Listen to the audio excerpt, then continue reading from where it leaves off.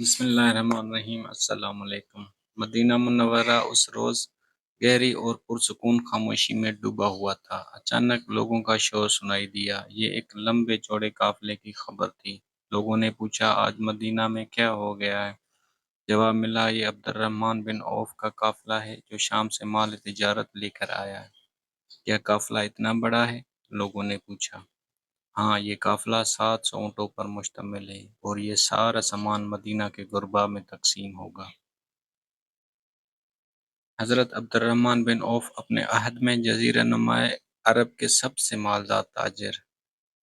آپ کہا کرتے تھے کہ میں اگر پتھر اٹھاتا ہوں تو اس کے نیچے سونا اور چاندی پاتا ہوں۔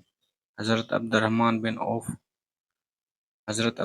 بن عوف نے اپنی زندگی کا آغاز غربت سے کیا۔ جب مسلمان مکہ سے ہجرت کر کے مدینہ آئے اور مہاجرین و انصار مواخات قائم ہوئے تو رسول اللہ صلی اللہ علیہ وآلہ وسلم نے جناب عبد الرحمن بن عوف کو حضرت سعد بن ربیع کا بھائی بنایا۔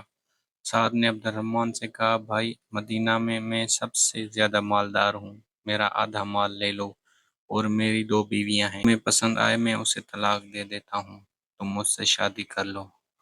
آپ نے ان سے کہا، اللہ تعالیٰ تمہارے اہل و عیال اور مال میں برکت فرمائے، مجھے تم صرف بازار کی راہ دکھا دو۔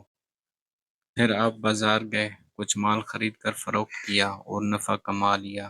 آپ نے ایک روز اپنے بارے میں نبی کریم صلی اللہ علیہ وآلہ وسلم کو فرماتے سنا کہ اے ابن عوف، تم دولت مند ہو، تم سست روی سے جنت میں داخل ہوں گے، لہذا اللہ کو قرض دو، تمہارے قدم کھول دیے جائیں گے۔ جس روز سے آپ نے نبی کریم صلی اللہ علیہ وسلم کی زبان مبارک سے یہ نصیحت بھرے کلمات سنے، آپ اپنے رب کو قرض حسنہ دینے لگے اور اللہ بھی اس کو کئی گنا بڑھاتا رہا۔ آپ صلی اللہ علیہ وسلم نے غزوہ تبوک کا ارادہ فرمایا تو صحابہ کو انفاق فی سبیل اللہ کا حکم دیا۔ حضرت عبد الرحمن بن عوف صدقہ و انفاق کرنے والے اس اولین گروہ میں شامل تھے۔ آپ کریم صلی اللہ علیہ وسلم نے عطیہ کی وصولی کے بعد جناب عبد الرحمن سے پوچھا، کیا اہل خانہ کے لیے بھی کچھ چھوڑا ہے؟ آپ نے جواب دیا، یا رسول اللہ صلی اللہ علیہ وآلہ وسلم، میں نے ان کے پاس وہ اجر چھوڑا ہے جس کا اللہ اور اس کے نبی کریم صلی اللہ علیہ وآلہ وسلم نے وعدہ فرمایا ہے۔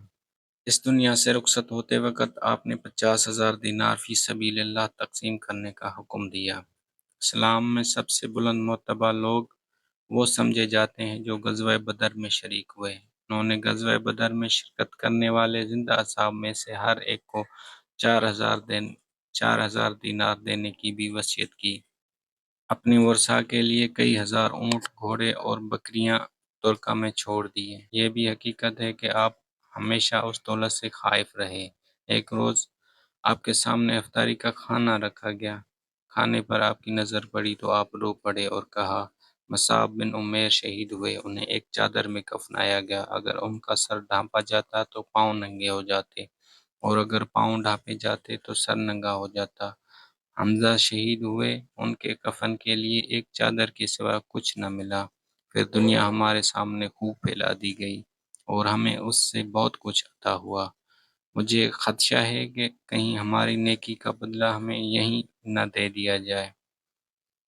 جناب عمر فاروق رضی اللہ تعالیٰ عنہ کے بعد نئے خلیفہ کا انتخاب ہونے لگا تو کچھ صحابہ نے آپ کی طرف اشارہ کیا۔